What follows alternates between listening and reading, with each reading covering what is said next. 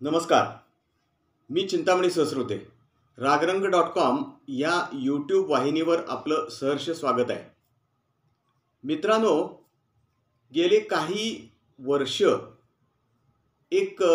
राजकारणामध्ये एक संकल्पना खूपच प्रचलित झालेली आहे आणि ती म्हणजे करेक्ट कार्यक्रम.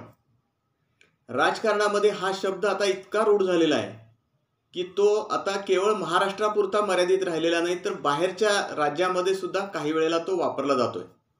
करेक्ट कार्यक्रम अर्थात ही राजकीय संकल्पनाच आहे आणि राजकारणामध्ये एखाद्याला त्याच्या मतदारसंघामध्ये, मग तो लोकसभेचा मतदारसंघ असेल, विधानसभेचा मतदारसंघ असेल, विधान परिषदेचा मतदारसंघ असेल, अगर कुठली निवडणूक असेल, मग ती साखर कारखान्याची निवडणूक असेल, जिल्हा मध्यवर्ती बँकेची निवडणूक असेल, म्हणजे अर्थात कुठल्याही सहकारी संस्थेची निवडणूक सुद्धा असेल, तर यामध्ये एखाद्याला बरोबर चारी बाजूनी घेरून त्याला त्या मतदारसंघामध्ये, त्या निवडणुकीमध्ये पद्धतशीरपणे पराभूत करणं आणि त्यासाठी व्यवस्थित फिल्डिंग लावणं, या सगळ्याला करेक्ट कार्यक्रम असं म्हटलं जातं. गेल्या काही दिवसात तर महाराष्ट्राच्या राजकारणामध्ये हा करेक्ट कार्यक्रम ही संकल्पना खूपच प्रचलित झालेली आहे. मुख्यतः ही संकल्पना निघाली ती सांगली जिल्ह्यातून पुढे आलेली आहे आणि सांगली जिल्ह्यातल्या एका नेत्यानं असं जाहीरपणे सांगितलं की मी कोणत्याही नेत्यानं माझ्याविरुद्ध टीका केली किंवा माझ्याविरुद्ध काही राजकीय कारस्थान केलं तर मी त्यावेळेला कधी उत्तर देत नाही, पण योग्य वेळ यायची मी वाट पाहतो आणि जेव्हा अचूक वेळ येते त्यावेळेला मी त्याचा करेक्ट कार्यक्रम करतो. आणि त्यानंतर या संकल्पनेचा संपूर्ण राज्यभर जोरदार प्रचार झाला. आता त्या नेत्याचं नावही मी सांगून टाकतो, ते प्रसिद्ध आहे, त्यात काय लपवून ठेवण्यासारखं नाही. ते म्हणजे राष्ट्रवादीचे माजी प्रदेशाध्यक्ष आमदार जयंत पाटील यांच्यामुळं ही संकल्पना पहिल्यांदा पुढे आली आणि ती आता इतकी प्रचलित झालेली आहे की साखर कारखान्याच्या एखाद्या निवडणुकीमध्ये एखाद्या सत्तारूढ पॅनलला सुद्धा जर पराभव पत्करावा लागला तर विरोधी पॅनलनं पद्धतशीरपणे व्यूहरचना करून, पद्धतशीरपणे फिल्डिंग लावून, राजकीय फिल्डिंग लावून त्या सत्तारूढ पॅनलचा पराभव करणं म्हणजे त्याला करेक्ट कार्यक्रम करणं असं समजलं जायला लागले. आता राजकारणाबरोबरच ही संकल्पना करेक्ट कार्यक्रम ही आता अन्य क्षेत्रात सुद्धा वापरली जायला लागलेली आहे. म्हणजे अगदी उद्योग क्षेत्रात असेल, एखाद्या स्पर्धेमध्ये असेल किंवा कुठल्याही अन्य क्षेत्रात सुद्धा ही करेक्ट कार्यक्रम ही संकल्पना राबवायला सुरुवात झालेली आहे. आता नेमका करेक्ट कार्यक्रम म्हणजे काय? सगळेजण ह्या करेक्ट कार्यक्रम ही जी डेफिनेशन आहे ह्याच्याबद्दल बोलत असतात. ही दोनच त्याच्यामध्ये शब्द आहेत, करेक्ट कार्यक्रम करणं. परंतु नेमकं म्हणजे काय? करेक्ट कार्यक्रम करतात म्हणजे नेमकं काय करतात आणि त्यासाठी नेमकी कुठली साधन सामग्री वापरली जाते, त्यासाठी कोणती राजकीय व्यूहरचना वापरली जाते, कोणती मोर्चे बांधणी केली जाते, ह्याबद्दल फारच थोड्या लोकांना माहिती आहे आणि त्याच्याबद्दल कुतूहल आहे.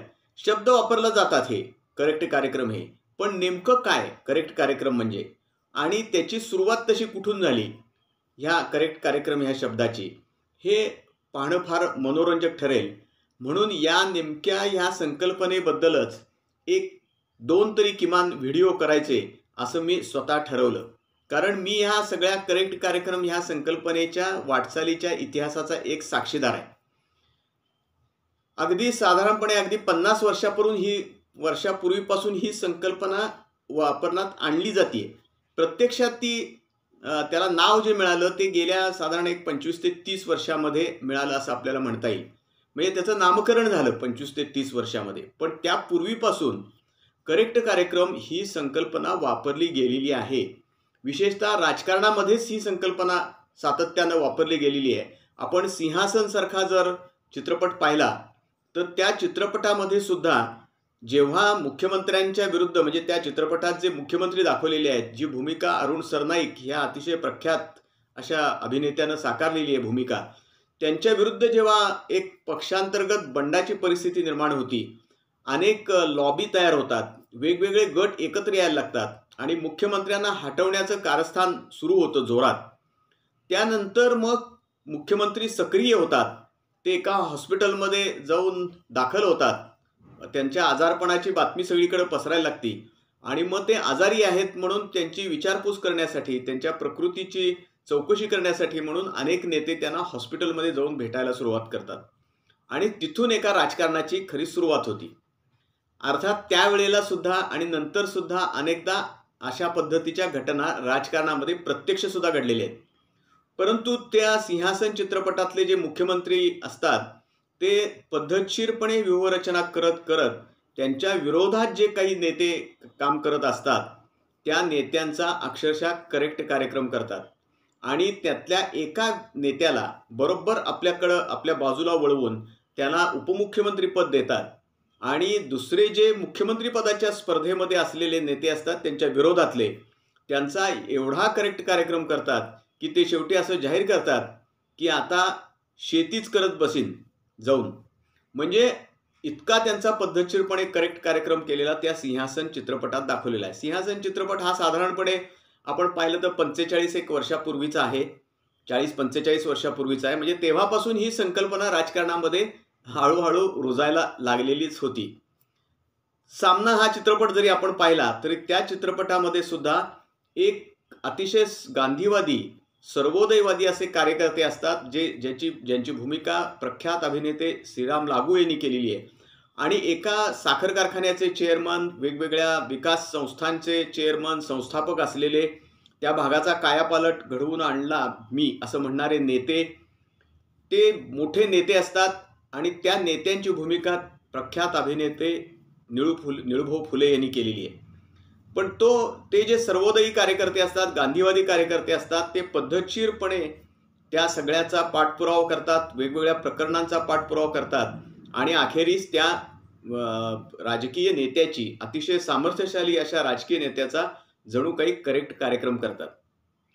आता हा करेक्ट कार्यक्रमाची सुरुवात नेमकी कशी झाली, विशेषतः सांगली जिल्ह्यात कशी सुरुवात झाली, राज्यात काही ठिकाणी असे करेक्ट कार्यक्रमाचे प्रकार घडले का, कुणाकुणाचा असा करेक्ट कार्यक्रम आतापर्यंत झालेला आहे आणि त्यानंतर एकदा कसं असतंय, एकदा करेक्ट कार्यक्रम तुम्ही केला की त्याचे पुन्हा पडसाद उमटत असतात आणि मग राजकारणामध्ये आपल्याला माहित आहे की कुणीच कुणाचा आहेर मोकळा ठेवत नाही. म्हणजे ज्याला आपण परतीचा आहेर म्हणतात तसा तो राजकारणामध्ये राजकीय वाटचालीतून राजकीय आहेरच दिला परत जातो आणि ज्यांनी काही आपला करेक्ट कार्यक्रम केला आहे त्या व्यक्तीचाच पुन्हा करेक्ट कार्यक्रम करण्यासाठी सुद्धा पुन्हा जोरदार फिल्डिंग लावली जाते आणि मग क्रमाक्रमानं ज्या व्यक्तीने करेक्ट कार्यक्रम केलेला असतो त्यांच्यावरती सुद्धा अनेकदा हा करेक्ट कार्यक्रम शेकायची शक्यता असते, किंबहुना त्यांच्यावर, त्यांच्या अनुयायांवर किंवा त्यांच्या वारसदारांवर सुद्धा हा करेक्ट कार्यक्रम अनेकदा उलटतो आणि मग त्या करेक्ट कार्यक्रमाची पुन्हा एक पुढची मालिका सुरू होती. राजकारणामध्ये शेवटी कसं असतं की कुठलाच कार्यक्रम कधी असा मोकळा राहत नाही किंवा कुठली तुम्ही केलेली चाल असते जी राजकारणातली ती कधी वाया जात नाही. ती केलेली चाल तुमच्यावर सुद्धा त्याच पद्धतीचं राजकारण पुन्हा काही वर्षानं केलं जातं. म्हणून या संदर्भात सांगली जिल्ह्यामध्ये कशा पद्धतीचं राजकारण झालं, कशा पद्धतीचे करेक्ट कार्यक्रम केले गेले, त्या करेक्ट कार्यक्रम करण्यासाठी कोण कोण जबाबदार होते, खुद्द ज्या व्यक्तीचा करेक्ट कार्यक्रम केला जातो ती व्यक्ती सुद्धा ह्या करेक्ट कार्यक्रम करून घेण्यासाठी स्वतःचा कशी जबाबदार असते, या सगळ्यांच्या बद्दल मी क्रमाक्रमानं बोलणार आहे.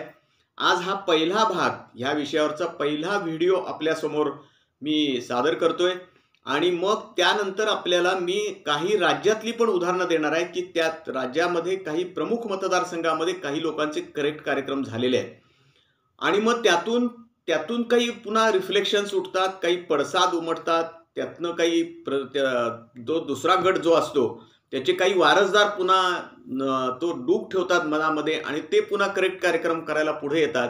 असा हा सगळा करेक्ट कार्यक्रम ह्या संकल्पनेचा इतिहास आहे. आज हा पहिला व्हिडिओ मी आपल्यासमोर सादर करतोय. कदाचित 1-2 दिवसामध्ये दुसराही व्हिडिओ या संदर्भातला सादर करीन. आपण जरूर अवश्य ह्या करेक्ट कार्यक्रम ह्या संकल्पनेच्या बद्दलचा माझा हा व्हिडिओ आहे. माझं जे विवेचन आहे, माझं जे विश्लेषण आहे त्याबद्दल आपल्या कमेंट्स आपण आवर्जून मला कळवा. कमेंट्सची आपल्या जरूर वाट बघतोय आणि आपल्याकडून व्हिडिओ म्हणजे माझं जे चॅनल आहे चिंतामणी सहस्रबुद्धे रागरंग.com हे सबस्क्राईब करायची सुद्धा मी आपल्याला विनंती करतो आणि आज इथं थांबतो. करेक्ट कार्यक्रम म्हणजे काय याचा पहिला भाग आज मी आपल्यासमोर सादर करतोय.